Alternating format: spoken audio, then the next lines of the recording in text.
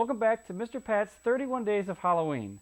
Now last week I did a movie that I've been wanting to see for like 6 months. This week's, due to so many times the release date got pushed back, the wait was a lot longer than that. Now I should have taken that as a red flag, but this movie was billed as the Expendables of horror, so I was just so excited to see it. So this week, I'm doing Death House.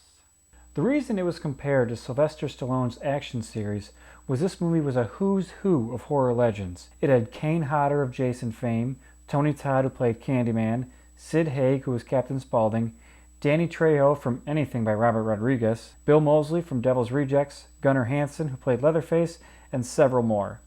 Meanwhile, to show you the level of cheese in this movie, one of the inmates is a chainsaw-wielding woman who wears the skin of her victims called, you guessed it, leather lace. They do set up one interesting moment with Sid Haig that could have led to something cool, but it gets dropped literally the second the scene ends. Now eventually a kid decked out in Nazi gear stabs a guard patrolling the outside. He then does some instant surgery, implants a device in the guard's stomach, and just stuffs the intestines back inside. Eventually the guard gets taken to an infirmary in the prison where a doctor, played by Lloyd Kaufman, takes it out and the device turns out to be an EMP, shutting down everything including the locks on the cell doors.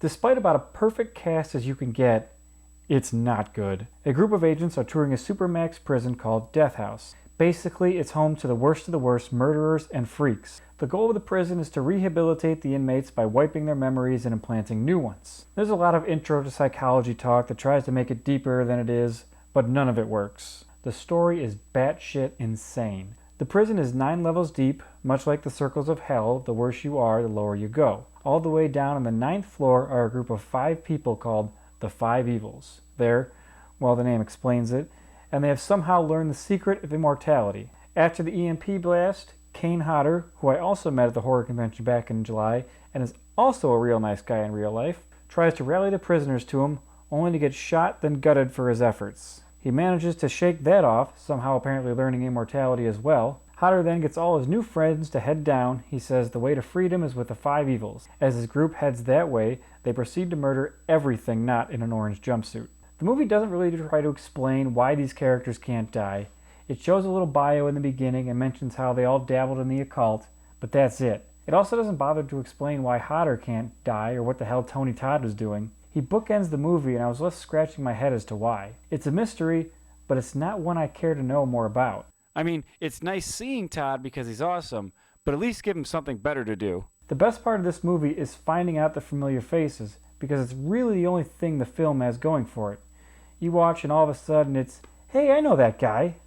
Other than the momentary smile it provides, it's back to what doesn't work. For one thing, the movie is really dark. And I don't mean its content, I mean it's just hard to see. A lot of the action is just quick cuts in a very dark room, the camera's spinning like it's on a top, and the only thing you can make out is the beam of light from the flashlights dancing around and the occasional gunshot. Now speaking of gunshots, one of the most weirdest parts of the movie, the 2 agents are stuck in an elevator shaft as Hodder's crew gets closer. They decided to hold on to the cable while dropping. It would never work, but whatever, I've already had enough at this point. But as they're going down, they're actually shooting their guns. It's not even a couple shots, they're constantly shooting as they're flying down like 5 floors. And to make matters worse, they're actually hitting their targets. I so much wish this movie were good.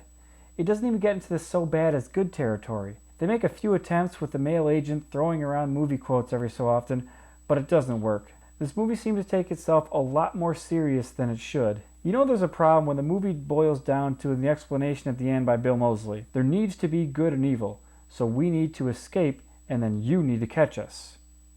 3.5 Dr. Chainsaws.